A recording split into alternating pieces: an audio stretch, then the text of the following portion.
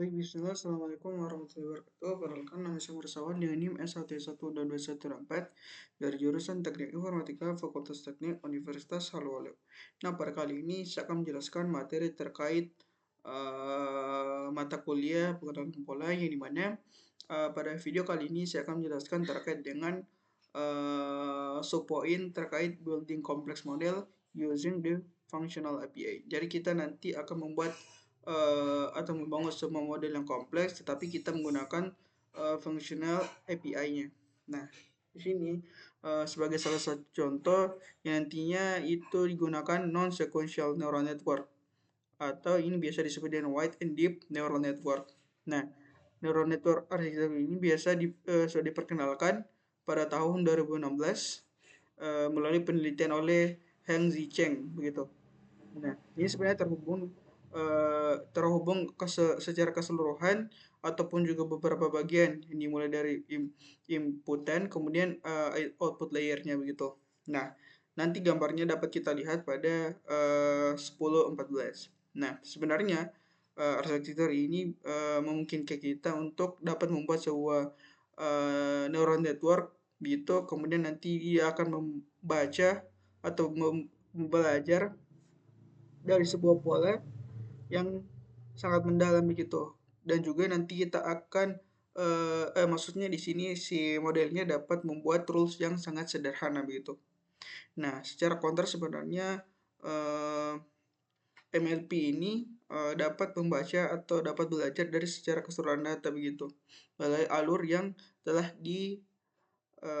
diterapkan pada keseluruhan layer. Nah, di sini dapat kita lihat sebagai pola sederhananya di sini di dalam beberapa data dapat kita lihat di sini gambarnya yang pertama dimulai dari input layer, kemudian ada hidden layer yang pertama, kemudian ada hidden layer yang kedua, kemudian ada concat. Nah, sebenarnya dapat kita lihat di sini ada wide and deep. Nah, deep ini dia akan mengeksekusi data yang ada dimulai dari hidden 1 dan hidden 2 begitu. Nah, kemudian kalau wide ini dia langsung loncat ke layer concat begitu. Jadi dia tidak diproses dari hidden 1 dan hidden 2. Nah, ini yang dinamakan wide. Nah, di sini sebagai contoh di sini ada beberapa codingan terkait bagaimana kita membuat neural networknya begitu. Yang dimana di sini kita akan memprediksi harga rumah di California sebagai permasalahannya.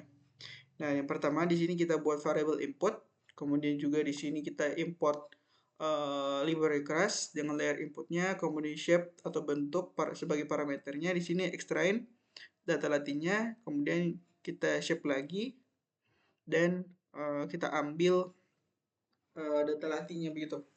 Kemudian di sini ada hidden layer 1.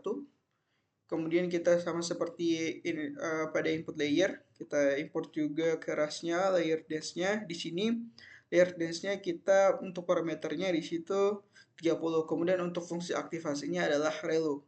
Nah, di sini kita tambahkan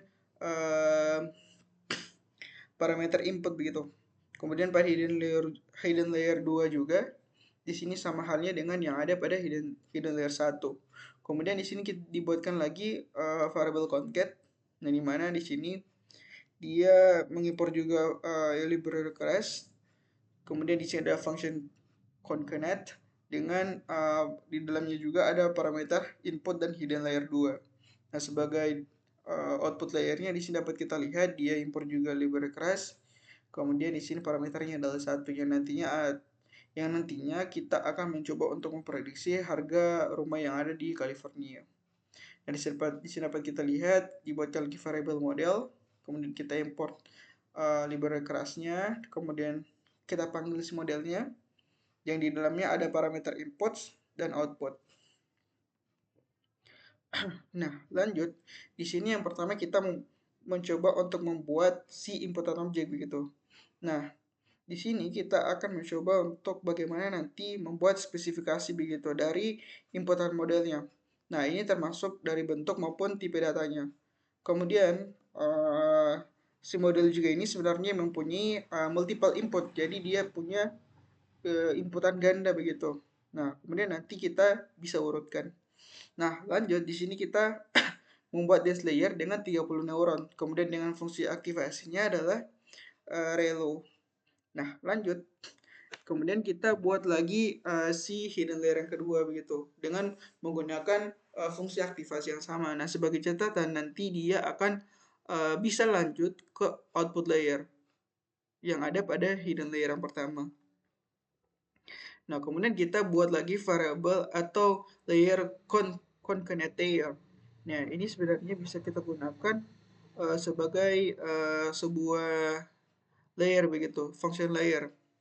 Nah, kemudian si layer concatenate ini bisa langsung kembali lagi ke, maksudnya ini berasal dari inputan, kemudian lanjut lagi ke output begitu. Nah, di sini juga kita membuat yang dimana dipanggil library class-nya, kemudian layers concatenate-nya, layer concatenate function-nya. Nah, lanjut di sini kita buat lagi sebuah variable output layer. Nah, di mana untuk di sini kita terapkan single neuron karena kita memprediksi harga rumah yang ada pada di California begitu. Kemudian kita panggil fungsinya, kemudian kita melanjutkan ke tahap hasil yang ada di concatenation ini. Kemudian kita buat keras modelnya begitu. Kemudian nanti kita memilih inputan dan output yang akan digunakan. Nah, di sini nanti kita akan membuat sebuah model yang ada pada library class. Nah, segalanya sebenarnya kita bisa membuatnya dengan lebih mudah. Yang dimana nanti kita akan mengulang proses pelatihannya begitu. Yang dimana kita akan mengcompile sebuah model, kemudian melatihnya, kemudian nanti setelah dilatih modelnya kita melakukan evaluasi. Nah, setelah itu bisa kita melakukan prediksi begitu. Nah, tetapi di sini katakan bahwasanya kalau kita ingin membuat subset atau bagian dari fitur begitu, kita bisa membuat kita bisa melakukan white path begitu, atau melakukan different subset, atau bisa kita melakukan overlapping. Jadi maksudnya kita bisa langsung ke bagian concurrent layer tanpa harus masuk ke dalam hidden layer 1 maupun hidden layer 2 begitu. Nah, pada kasus ini kita bisa gunakan satu solusi yang dimana kita nantinya menggunakan multiple inputs. Nah, sebagai contoh, kita nanti bisa mengirimkan 4 fitur yang ada pada whitepad begitu. Kemudian ada 6 fitur yang langsung ke dalam di pad-nya. Nah, di sini dapat kita lihat inputan A, kemudian bentuknya 6, maksudnya shape-nya adalah 5, kemudian namanya ada white input. Kemudian ada input B yang dimana dia shape-nya 6, kemudian dengan nama parameternya adalah deep input. Nah, di sini dapat kita lihat hidden layer 1 dengan jumlah neuron 30, fungsi aktivasinya adalah relo. Nah, kemudian di sini ada inputan parameter B, inputan B, kemudian hidden layer 2 yang nantinya di sini dapat kita lihat keras layer dense dengan neuronnya adalah 30 begitu. Dan fungsi aktivasinya adalah relu. Nah, di sini dia ambil lagi hasil dari si hidden layer 1. Jadi dijadikan lagi parameter. Kemudian adalah concat di mana di sini digunakan inputan A begitu sebagai parameternya. Jadi dia inputan A ini tidak langsung masuk ke dalam si hidden layer 1 maupun hidden layer 2 gitu. Kemudian ada hidden layer 2 yang berasal dari proses hidden layer 1 begitu atau inputan B-nya. Kemudian ada output layer, kemudian neuronnya adalah satu single neuron yang nanti akan memprediksi. Kemudian ada si modelnya begitu. Kita membuat model. Nah, sebagai visualisasinya dapat kita lihat sebagai berikut. Yang dimana ada inputan B, yang dimana inputan B ini dia harus diproses melalui hidden layer 1 begitu. Kemudian lanjut ke dalam hidden layer 2. Kemudian langsung ke layer concat. Nah, sedangkan inputan A dia langsung ke tahap concat tanpa masuk dulu ke dalam hidden layer 1 maupun hidden layer 2 begitu. Nah, kode ini nantinya kita dapat jelaskan yang dimana kita nanti at least maksudnya di sini bagian yang terpenting pada sebuah layer sebenarnya itu si model ini nanti akan mengambil bit yang sangat kompleks begitu. Nah, sebagai catatan nanti inputannya yang dimana parameternya adalah inputan A maupun inputan B. Kemudian nanti kita akan buat semua model. Nah, di sini kita akan mencoba untuk mengcompile sebuah model. Nah, tetapi di sini kita akan melatihnya menggunakan function fit method begitu. Nah, di sini yang akan kita gunakan adalah single inputan dari matriks data latih xtrain.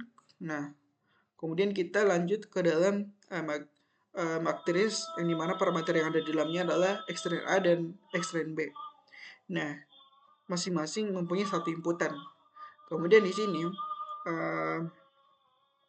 nilai yang sama pada variabel x valid itu, maksudnya di sini yang ada pada x valid ini nilainya adalah sama begitu. Juga yang ada pada x-test maupun x-new begitu. Nah, ketika kita melakukan evaluasi maupun prediksi begitu, function evaluate maupun function predict, metode evaluate maupun metode predict khususnya. Nah, di sini kita melakukan model compile yang dimana kita untuk function loss-nya kita gunakan MSE. Yang dimana ini MSE ini merupakan main squad error begitu. Kemudian function optimizer-nya adalah SGD.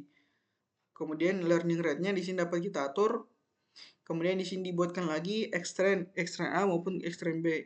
Nah, kemudian di sini xtrain yang dimana di dalamnya adalah xtrain parameter 5, kemudian xtrain dengan parameter 2 begitu. Slicing 2. Yang sebelum slicing 5, di sini slicing 2 xtrainnya. Kemudian ada xvalid A maupun xvalid B, kemudian di sini slicing 5 maupun di slicing 2. Kemudian ada xtest maupun xtest A maupun xtest B, kemudian di dalamnya xtest slicing 5, kemudian xtest slicing 2. Kemudian ada xnew A dan B, kemudian di slicing lagi 3 dan 3. Nah, kemudian di sini kita melakukan pelatihan yang dimana kita menggunakan fit method yang melatih xtrain A maupun xtrain B. Yang dimana epoch yang kita gunakan ada 20, kemudian validasi data yang kita gunakan sebelumnya adalah xvalid A maupun xvalid B. Nah, kemudian di sini kita mencoba mengevaluasi modelnya yang dimana parameternya adalah xtest A maupun xtest B begitu. Kemudian kita mencoba untuk memprediksi data baru yang ada pada xnew A maupun xnew B. Nah, sebenarnya di sini masih banyak kasus yang bisa kita pakai dalam penggunaan multiple outputs begitu. Nah, kebanyakan tugas sebenarnya banyak yang menggunakan ini dalam beberapa tugas begitu. Nah, kemudian di sini untuk secara instannya sebenarnya kita juga dapat mengalokasikan atau mengklasifikasi sebuah objek utama yang ada pada gambar begitu. Nah, kemudian di sini kedua tugas regresi ini yang dimana di dalamnya kita bisa mencari titik koordinat yang ada pada titik pusat objek yang dimana dapat kita tentukan tinggi maupun lebarnya begitu, dan juga tugas klasifikasi. Nah, kemudian di sini kebanyakan sama sebenarnya yang dapat kita gunakan juga dalam penggunaan multiple independent task gitu. Jadi kita bisa gunakan dalam tugas ganda begitu, yang dimana pada dasarnya itu mempunyai data yang sama. Kemudian kita nanti bisa menggunakan atau melatih sebuah neural network dalam setiap tugasnya begitu. Tetapi di sini dari banyaknya kasus sebenarnya hasilnya itu bisa lebih baik gitu, dari secara keseluruhan. Nah, dimana nantinya dilatih menggunakan single neural network dengan satu output per tugas begitu. Nah, hal ini dikarenakan si neural network ini hanya dia bisa belajar dari data yang sebelumnya sudah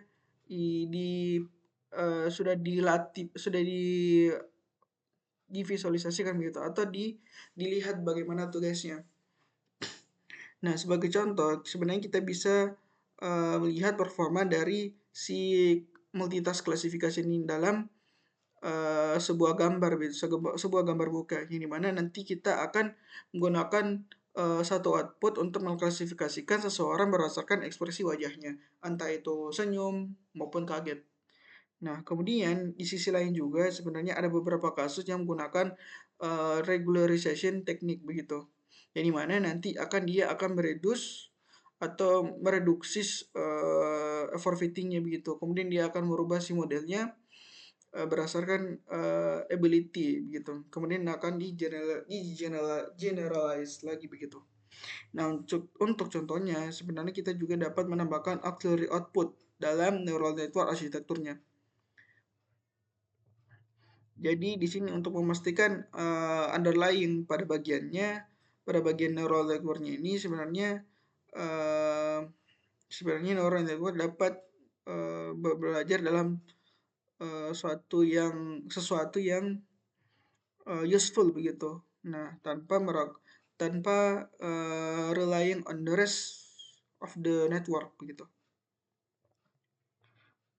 Nah, di sini dapat kita lihat lagi pada sebenarnya gambarnya hampir sama dengan yang tadi, tetapi dia menambahkan aux output begitu. Yang sebelumnya pada inputan B itu masuk ke dalam tadi dan hidden 1 dan hidden lower, kemudian dia masuk lagi ke dalam aux output begitu. Nah, ini nanti akan penjelasannya dapat kita lihat di bawah gitu. Nah, di sini kita akan menambahkan beberapa tambahan output. Nah, yang mana sebenarnya mudah dengan kita menghubungkan a priori layernya dengan layer yang ada pada model kita begitu. Nah, sebagai contoh dapat kita lihat kode yang dipaparkan di sini, di mana output layernya di sini dapat kita lihat diimport lagi library keras, dipanggil layer DS-nya dengan neuronnya ada 1. Yang parameter adalah main output dengan tambahan lagi concat. Kemudian ada aux output, di mana dia neuronnya 1, kemudian nama parameternya adalah aux output dengan hidden layer 2. Kemudian di sini dibuatkan lagi variable model dengan parameter inputannya adalah input A maupun input B, kemudian outputnya adalah output dan aux output begitu. Nah, di sini output yang ada akan dihitung nilai loss functionnya begitu. Nah, setelah itu nanti kita akan mengkompil modelnya begitu. Nah, kemudian kita lihat banyaknya kesalahan yang ada pada si model yang ada ini. Nah, tetapi secara default sebenarnya si library keras ini dapat mengkomputasi secara keseluruhan nilai lossnya begitu. Kemudian secara sederhana kita bisa dapat menambahkan ke dalam final loss-nya untuk data pelatihannya begitu. Nah, tetapi di sini sebenarnya lebih banyak terkait pada output utamanya begitu, pada auxiliary outputnya. Jadi kita nanti akan memberikan si output utamanya ini yang dimana kita akan mencoba untuk membuat si output loss-nya ini menjadi lebih baik begitu bobotnya. Nah, di sini dapat kita lihat, kita akan compile berdasarkan dua parameter, yaitu ada MSE dan MSC begitu. Kemudian ada loss bobotnya, di mana di sini parameternya adalah 0,9 dan 0,1 dengan optimizernya adalah SGD. Nah, kemudian di sini kita akan latih epotnya begitu dengan epos 20. Nah, kemudian nanti setelah kita evaluasi modelnya, kita akan mereturn begitu total loss-nya. Nah, di sini dapat kita lihat total loss, main loss, dan out loss begitu. Kemudian model evaluatnya. Nah, kemudian kita sama saja juga dengan sebelumnya, kita menggunakan metode predict untuk mengembalikan nilai prediksi yang ada pada outputnya. Nah, lanjut pada subpoint yang kedua, di mana kita menggunakan subclassing API untuk membangun model yang dinamis. Di sini dapat kita lihat di mana sequential API dan fungsi API sebenarnya keduanya adalah deklaratif begitu, di mana kita bisa mulai berdasarkan deklarasi layer yang kita gunakan begitu, di mana kita bisa menghubungkan dari layer satu ke layer yang lainnya. Nah, hanya saja kita bisa memulai si model ini berdasarkan suatu data untuk proses pelatihan ataupun inferensinya begitu. Dari banyaknya tantangannya ada, di sini dikatakan bahwasanya model itu hanya mudah untuk disimpan, kemudian kita clone, kemudian kita bagikan. Nah, untuk strukturnya sebenarnya kita bisa divisualisasikan, kemudian kita analisis begitu. Nah, sebenarnya untuk kerangka kerjanya dapat kita lihat dari bentuk maupun tipe ceknya begitu. Jadi, dari setiap error kita bisa lihat begitu. Nah, sebenarnya untuk lebih adilnya sebenarnya debug ini dapat dengan mudah begitu. Yang mana si model ini dapat dilihat menggunakan static graph pada layernya begitu. Nah, tetapi di sini kita bisa membalikkan sudutnya begitu. Sudut hanya saja di sini hanya saja dia statik begitu. Nah, kemudian sebuah model juga dapat kita melakukan loops begitu. Kemudian kita melakukan varying shape atau bentuk, kemudian ada conditional branching. Jadi kita melakukan branching pengkondisional begitu. Kemudian di sisi lain juga ada dynamic behavior begitu. Nah, di sini untuk beberapa contoh kasus atau beberapa contoh kasus sederhana kita bisa melakukan kebanyakan itu kita dapat melakukan imperative programming style begitu atau subclassing API. Kemudian di sini dapat kita lihat bahwasanya simply subclassnya di sini kita bisa membangun berdasarkan konstruktornya begitu.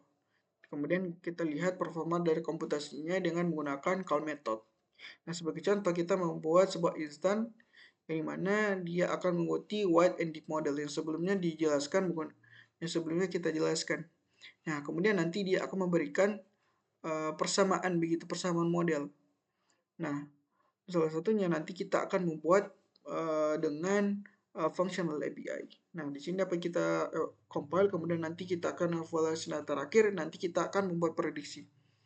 Nah, di sini dapat kita lihat dia membuat sebuah kelas wide and deep model dengan parameter cross model. Nah, kemudian di sini kita buat lagi function init, di mana parameternya adalah unit dengan fungsi aktivasi relu.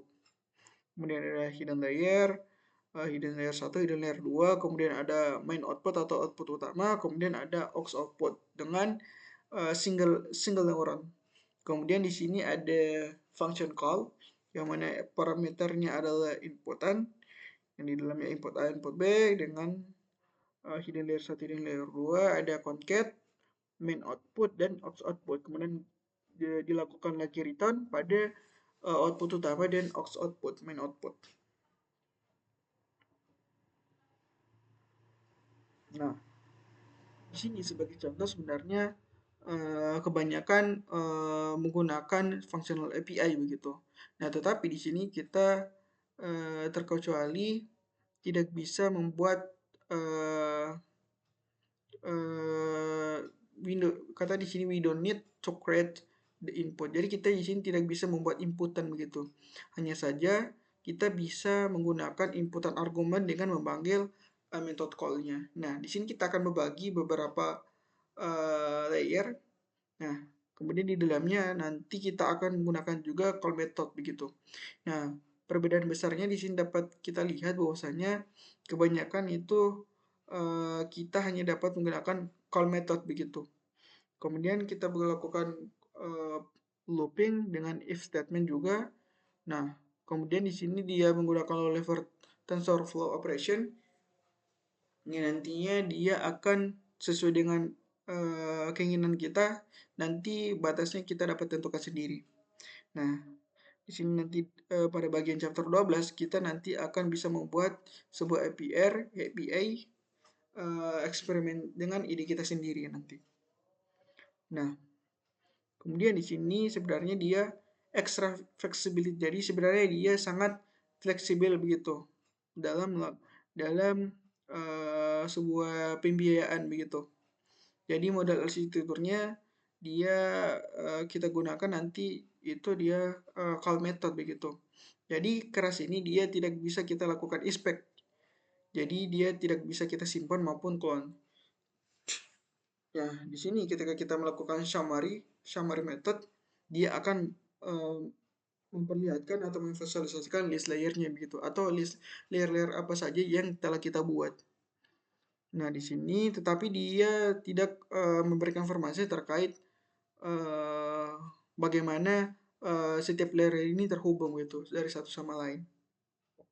Nah, selanjutnya dari keras sendiri kita tidak bisa melakukan pengecekan terhadap tipenya begitu maupun bentuk yang ada pada si model ini begitu.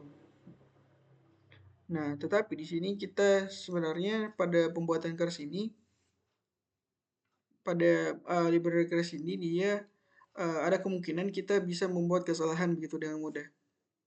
Jadi kita sebenarnya harus butuh extra fleksibilitas atau fleksibilitas yang sangat tinggi. Kemudian kita mencoba untuk membuat kemungkinan yang ada dengan menggunakan sequential API maupun functional API.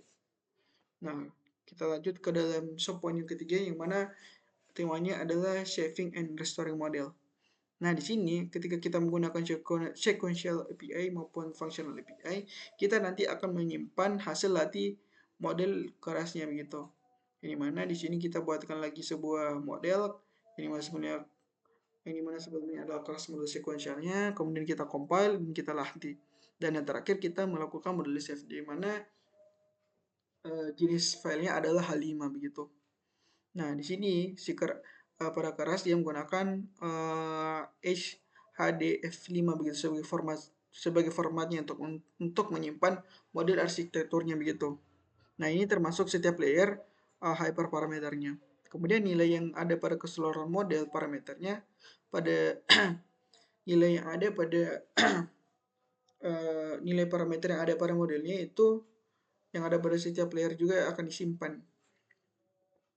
Nah, ini termasuk juga bobot koneksi maupun biasnya. Nah, di sini kita akan menyimpan juga si optimizernya termasuk hyperparameter maupun beberapa any state-nya begitu. Kemudian di sini nanti kita akan melihat bagaimana kita menggunakan TF-Keras begitu, menggunakan TensorFlow Safe Model sebagai formatnya. Nah, di sini dapat kita lihat katanya sebagai salah satu tipe yang dimana kita bisa menggunakan training model begitu. Kemudian nanti kita akan simpan. Kemudian nanti satu maupun beberapa script nanti yang ada pada web service dapat kita load di modelnya begitu. Kemudian kita melakukan prediksi. Nah, kemudian nanti kita bisa melakukan loading pada modelnya begitu dengan di mana kita buatkan lagi variable model, kemudian kita panggil itu library kerasnya, model load model yang sebelum kita sudah simpan file keras modelnya kita panggil lagi gitu. Nah, di sini dapat di sini dijelaskan bahwasanya kalau kita jika kita ingin melatih beberapa bagian dalam beberapa jam, di sini katakan this is quite uncommon gitu. Nah, terutama di sini ketika kita melakukan penelitian dalam dataset yang sangat besar. Nah, pada kasus ini sebenarnya kita tidak hanya menyimpan modelnya begitu, maupun menyimpan model sampai selesai pada proses training. Tetapi juga di sini kita melakukan save checkpoint begitu. Jadi kita mencoba untuk meregularisasi setiap interval yang ada pada proses pelatihan. Jadi nanti kita bagaimana nanti mencoba untuk bagaimana kita menggunakan si fit method ini dalam melakukan save method begitu, fit method maksudnya untuk menyimpan checkpointnya ini. Jadi itu saja yang bisa disampaikan. Lebih dan kurangnya mohon dimaafkan. Wabillahi taufiq walhidayah. Wassalamualaikum warahmatullahi wabarakatuh.